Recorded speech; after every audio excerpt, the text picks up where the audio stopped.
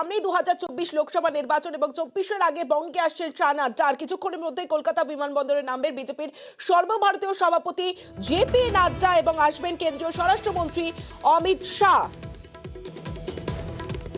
11ই August JP Nadda 3 দিনের সফরে বাংলায় এসেছিলেন। 4 মাস পর ফের রাজ্যে আসছেন জেপি নাড্ডা। অন্যদিকে 29শে নভেম্বর অমিত শাহ তিনি এসেছিলেন এবং 1 মাসের মধ্যে ফের শাহী সফর, বঙ্গে শাহী সফর। এবং কলকাতা বিমানবন্দরের ছবিটা আপনাদের দেখাবো। ইতিমধ্যে সাজো সাজো রব, ঢাকের তালে বিজেপি কর্মী সমর্থকেরা রয়েছেন এবং বেলুন নিয়ে ঢাকের তালে যে ছবি আপনারা দেখতে পাচ্ছেন, অমিত শাহ জেপি নাড্ডাকে স্বাগত জানানোর জন্য সাজো সাজো রব যে ছবি আপনাদের দেখাচ্ছি, কলকাতা বিমানবন্দরের বাইরের ছবিটা দেখাচ্ছি। আর কিছুক্ষণ পরেই রাজ্যে আসছেন জেপি নাড্ডা, অমিত শাহ।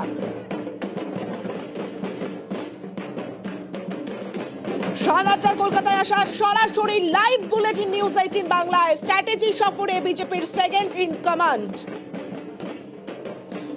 সরাসরি চলে যাবো, সৌরভ তিওয়ারি রয়েছে, সৌরভের সঙ্গে কথা বলবো। সৌরভ, যে ছবি আমরা দেখতে পাচ্ছি আর কিছুক্ষণের মধ্যে অর্থাৎ 12টা 45 মিনিট নাগাদ শাহ এবং নাড্ডা কলকাতা বিমানবন্দরে পৌঁছবেন, কিন্তু তার আগে যে ছবি আমরা দেখতে পাচ্ছি সাজো সাজো রব, এই মুহূর্তে ছবিটা একটু তুলে ধরতে বলবো। এবং বিজেপি কর্মী সমর্থকেরা তো রয়েছেন, কোনো নেতাকে কি এখনো পর্যন্ত দেখা গেছে?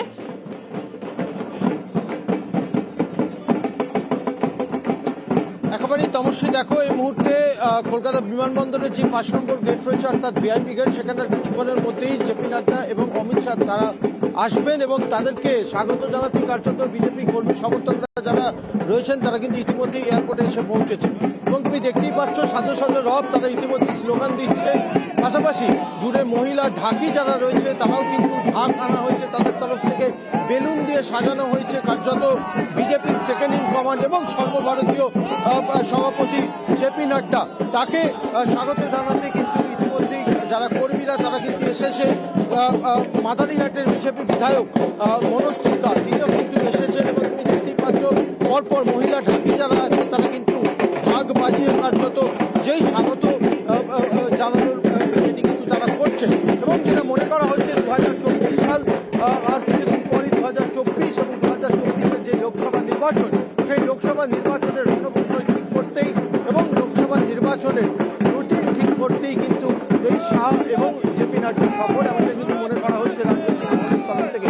এবং বিজেপি নেতা কর্মী এবং কর্মী সমর্থক যারা রয়েছে তাদের কাছে আগামীকালের যেই মিটিং রয়েছে সেই মিটিং অত্যন্ত হাই ভোল্টেজ মিটিং, কেন কি তারা মনে করছেন যে 2024 সালের লোকসভা নির্বাচনের জন্য তাদের বেশ কিছু হোমওয়ার্ক দেওয়া হবে, তাদের বেশ কিছু টাস্ক দেওয়া হবে এবং বেশ কিছু অ্যাডভাইসও করা হবে যেন 2024 সালে তারা বিপুলভাবে তারা যে সিট তারা যেটা চাইছে সেটি কিন্তু পাওয়া যায়, সেদিকে কিন্তু তাকিয়ে রয়েছে নেতাকর্মীরা এবং যারা বিজেপি বিধায়ক রয়েছে, অবশ্যই বিজেপি সাংসদরা। আগামীকালের যে বৈঠক সেই বৈঠক কিন্তু অত্যন্ত তাৎপর্যপূর্ণ বলেই মনে করি। একেবারেই সেই মুহূর্তের ছবি আমরা দেখবো। সৌরভ, তুমি আমাদের সঙ্গে থাকো, আমাদের আরেক প্রতিনিধি অর্ণব রয়েছে, অর্ণবের সঙ্গে একটু কথা বলবো। অর্ণব, সামনেই লোকসভা ভোট আর কয়েক মাস মাত্র বাকি এবং একেবারে বছর শেষে দুই শীর্ষ নেতার একসঙ্গে বঙ্গ সফর, রাজনৈতিক মহল কি মনে করছে? বিজেপির সংগঠনের দিক থেকে যদি হেড স্যার জেপি নাড্ডা হন তাহলে অবশ্যই প্রিন্সিপাল সেখানে অমিত শাহ, কারণ অমিত শাহর যে সুদক্ষ যে চাণক্য নীতি এবং তার যে গ্রহণযোগ্যতা দেশ জুড়ে বিজেপি সমর্থকদের কাছে তা বলার অপেক্ষা রাখে না। কিন্তু যেটা বিষয় তা হলো স্ট্র্যাটেজি বৈঠক কেন বলা হচ্ছে এটাকে। 2019 সালে লোকসভা নির্বাচনের আগেও কিন্তু বিজেপি নেতৃত্ব এখানে এসেছিল, কিন্তু সেই সময়ে বিজেপির যে চেহারা সেই চেহারায় কিন্তু বর্তমান যে চেহারা তা কিন্তু একেবারে আলাদা। 2019-এর আগেও যে গোষ্ঠী সুন্দর সামলাতে হয়নি তা কিন্তু 2024-এর লোকসভা নির্বাচনের আগে সামলাতে হচ্ছে, কারণ দল বড় হয়েছে, দল বড় হওয়ার পর আশা প্রত্যাশা বেড়েছে এবং আশা হত হওয়ার সংখ্যাটাও কিন্তু বিজেপি স্থানীয় নেতৃত্বের কাছে কিন্তু কম নয়। বারবার দেখা গেছে বিজেপি সল্টলেক অফিসে বিক্ষোভ দেখাতে, একাংশ নেতার বিরুদ্ধে আর এক পক্ষে নেতাদের চড়াও হতে, এবং এই পুরো বিষয়টা নিয়ে যদি ঐক্যবদ্ধভাবে লড়াই করতে হয়, 42 লোকসভা আসনের সর্বোচ্চ আসন ছিনিয়ে নিতে হয়, সেক্ষেত্রে একজোট হয়ে বিজেপি নেতাদের এখানে লড়তে হবে। সেই বার্তাটা দেওয়ার কারণেই এইভাবে দুই শীর্ষ নেতার কলকাতায় আসা, কার্যত মাঝরাতে কলকাতায় আসা এবং কাল দিনভর কলকাতায় থাকা এবং বিভিন্ন সফর শেষে দুটো বৈঠক, এক দুপুরে বৈঠক, নিউ টাউনের এই হোটেলে, এবং তারপর কোর কমিটিকে নিয়ে সন্ধ্যের দিকে আরেকটি বৈঠক, যেখানে সেলিব্রিটি মুখও দেখা যেতে পারে ওই বৈঠকে যোগ দিতে, এমনটাও কিন্তু শোনা যাচ্ছে একটা সূত্র মারফত। কার্যত 42-এ 35টা আসনের কথা অমিত শাহ সিউড়ির সভা থেকে ঘোষণা করলেও কিছুদিন আগে নভেম্বর মাসে ধর্মতলার ভিক্টোরিয়া হাউস চত্বরে যে সভা, সেখানে কিন্তু 35 আসনের কথা অমিত শাহ বলেননি।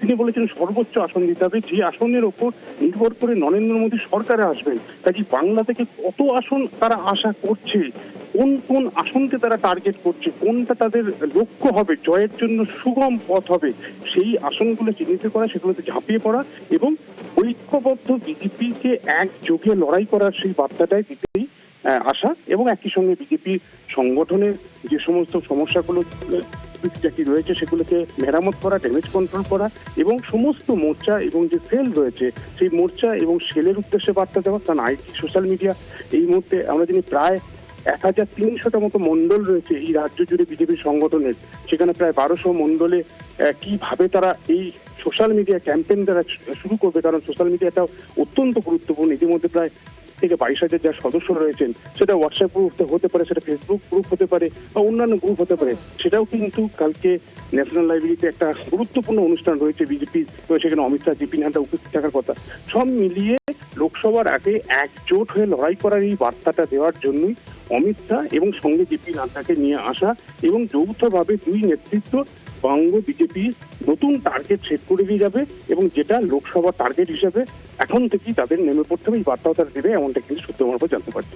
অর্ণব, সঙ্গে থাকো, আমি আসবো তোমার কাছে। অমিত শাহ, জেপি নাড্ডা আর কিছুক্ষণের মধ্যেই কলকাতায় নামবেন। 12:45 নাগাদ কলকাতা বিমানবন্দরে নামার কথা। যে ছবি আমাদের তার আগের সাজো রব যে ছবি দেখাচ্ছি, বিজেপি কর্মী সমর্থকরা ইতিমধ্যেই পৌঁছে গিয়েছেন। তবে অমিত শাহ জেপি নাড্ডার বঙ্গ সফরকে কটাক্ষ করেছেন ফিরহাদ হাকিম। বছর গড়লেই লোকসভা ভোট, এই সফরকে ডেলি প্যাসেঞ্জার খোঁচা ফিরহাদ হাকিমের। আর ফিরহাদকে পাল্টা দিলীপ ঘোষ বললেন গরমা গরম রুটি দেওয়া হবে। শোনাবো তাদের বক্তব্য। 21-এ ডেলি প্যাসেঞ্জারি করেছিল, লোকসভাতেও ডেলি প্যাসেঞ্জারি করবে, কিন্তু বাংলার মাটি অত্যন্ত শক্ত, এখানে কোনো রকম ভাবে দাঁত গলাতে পারবে না, কোনো রকম সুবিধা করতে পারবে না। নিশ্চিতভাবে আমাদের বাংলার কয়েকটা মানুষকে ভাঙিয়ে নিয়েছে, কিন্তু তাতে কিছু সুবিধা হবে না। এই সাম্প্রদায়িকতা, উস্কানি, ভেদাভেদ, এগুলো বাংলা বিশ্বাস করে না। 19-টাও বলুন, লাভ হয়নি, মানে 77টা তাদের পার্টি কোনদিন 77টা সিট জিতেছিল বিরোধী পক্ষে? ইতিহাসটা দেখুন একটু। এসেছেন বলে 77টা সিট আমরা জিতেছিলাম। ওনার জেতা জিনিস চুরি করতে পারেন, জিততে পারেন না।